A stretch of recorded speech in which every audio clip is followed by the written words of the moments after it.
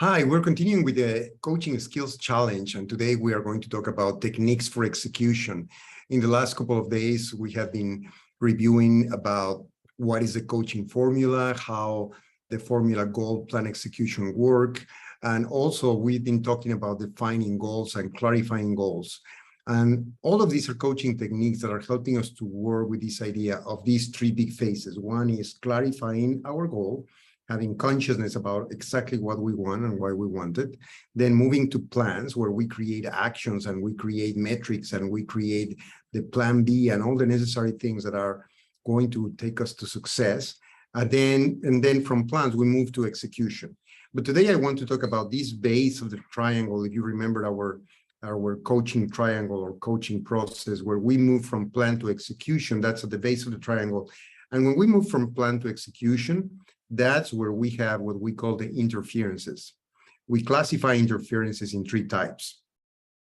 These are the things that interfere with our success, that are blockages or things that are going to be in the way. And one of them is habits. We can have bad habits that are not helping us to reach our goals. Another one is limiting beliefs, when we don't believe something about ourselves in the right way. And instead of having an empowering belief, we have a limiting belief that it's a blockage. And then the third one is limited perspectives, when we are thinking or we are seeing things only from our perspective and not from the perspective of others that could be involved in the solution, that could be involved in our success. So those are the three big interferences: habits, beliefs, and perspectives. But tomorrow we are going to talk about beliefs in detail and also some ideas on perspectives in the next couple of days. So today I want to focus on the first interference. The first interference is habits. And habits are automatic processes. Let's start by understanding from the neuroscience perspective that our brain is a very, very efficient part of our body, a very efficient mechanism. And one of the things that the brain does better is to save energy. The brain to function needs water, needs blood, needs chemicals, needs rest, needs calories, needs a bunch of stuff to continue working and to do all the thinking that we do throughout the day. So because of that, the brain is very effective on saving energy. And one of the ways to save energy is to create automatic processes where we don't have to think about them. And that's what we call habits. So habit is an automatic process where the brain has said, okay, we have a way of doing this. We have always doing it the same way. We are repeating the same activities or the same sequence of activities. So let's create it as an automatic process, so we don't have to think about it. That's also the reason why when we want to change habits, we have so much resistance, because the brain is like, we know how to do this. We have already established process. Don't change it, because you are going to make me think, and you are going to make me consume more energy, more calories, more water, more chemicals, etc. But there is something important to remember. My teacher used to say there are no voids in the universe. You cannot just get rid of a bad habit. You need to replace a bad habit with a good habit. And the only way to replace a bad habit with a good habit is to convince my brain that that automatic process that it developed for saving energy is no longer valid, that I have a new way of doing this. And by creating repetition, a lot of repetition, and insisting and doing it always in the same different way, I'm going to reach a point where I finally convince my brain this is the new way of doing it. Forget about the old one. Forget about the old process. Forget about the old sequence. This is the new way of doing things.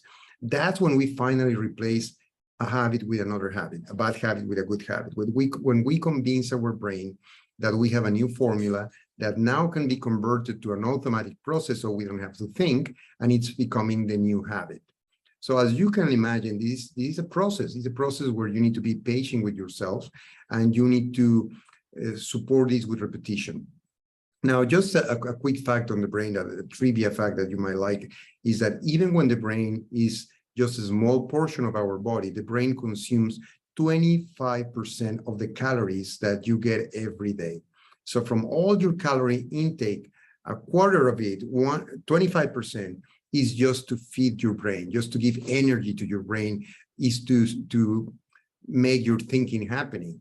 That's why the brain is so careful on saving energy. That's why we need habits. That's why we avoid thinking sometimes. That's why we procrastinate. So one of the important things in coaching is to realize that this is happening in our brain, that I need to replace a bad habit that it's a blockage to my result with a good habit that is going to propel me to my result. And for that, I need a lot of repetition, and then working and also avoiding procrastination.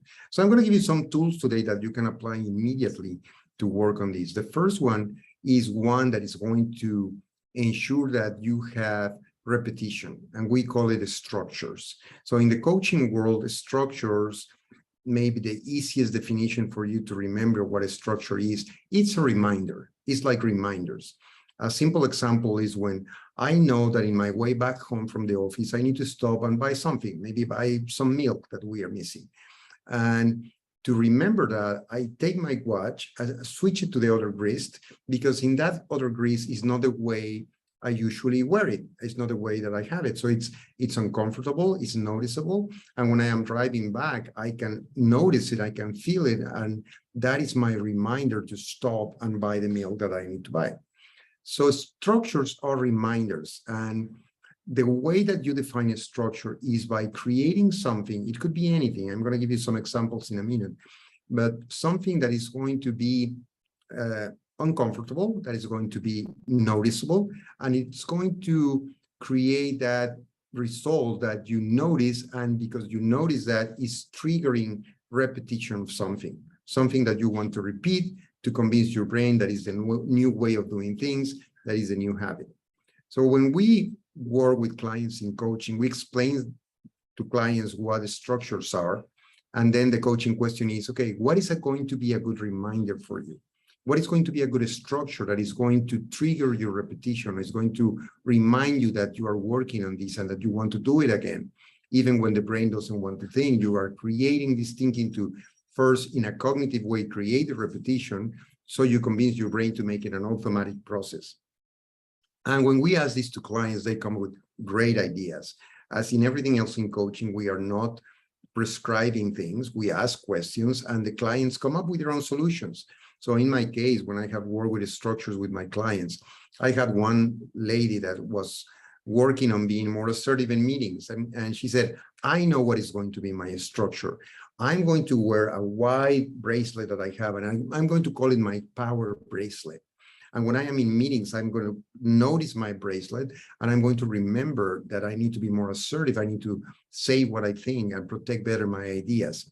So that structure worked well for her. Another client was working on listening more in meetings, not interrupting. And he said, my structure is that my pen, instead of putting it in my shirt pocket, I'm going to put it all the way down in my sock. So when I am in meetings and I need to write something down, I'm going to look for my pen, and I'm going to notice that it's not where it should go, and I'm going to find it in my sock. And when I pull it from my sock, I'm going to think, oh, this is to remember that I need to listen more, or that I shouldn't interrupt. And that is going to be the right structure to create repetition. And that worked great for him.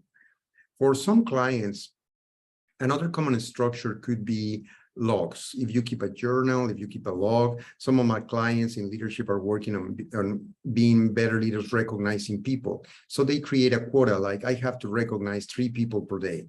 And I need to keep a log about that, a journal. So when I am about to leave my office, I check my journal. And if I just have 2 entries, then I think, oh, I'm still missing one person. Who else did something great today, or did a good effort or a good result that I can recognize with an email or a phone call? And I need to complete my quota before I leave for home. So logs or journals are another good structure. But as I said, it could be anything. It could be a Post-it on your computer screen. It could be an alarm in your phone. It could be a person that reminds you about something. It could be some type of clothing or jewelry, or it could be a sign that you put in the wall in front of you in your office or in your calendar. So anything that complies with the requirement of being noticeable, a little bit uncomfortable, and being a good trigger point, a good reminder to trigger a repetition or a behavior that you want to have, that's a good structure. So that's one tool that it's very applicable, it's very useful, and you can use immediately after this lesson to create repetition in your life. The other one that I want to talk about is a tool from Mel Robbins. She created something that she calls the 5-second rule. And I have applied this in my life and it really works. So let me tell you first the principle. The principle is that when you want to do something like, I should call this person, or I should start writing this, or I should go and exercise a little bit, your brain is going to try to sabotage that process, sabotage that initiative in the first 5 seconds. That's what is called the 5-second rule. Because in the first 5 seconds, your brain is going to tell you all the reasons why you should wait, why you should procrastinate. It's going to tell you, no, that person might be busy. Let's wait a couple of hours before you call her. Or it might tell you, no, you went very late to bed last night, so it's not a good idea to go and exercise. You are tired. Or it's going to tell you the weather is too hot, or it's going to tell you it's not a good moment and you should better wait.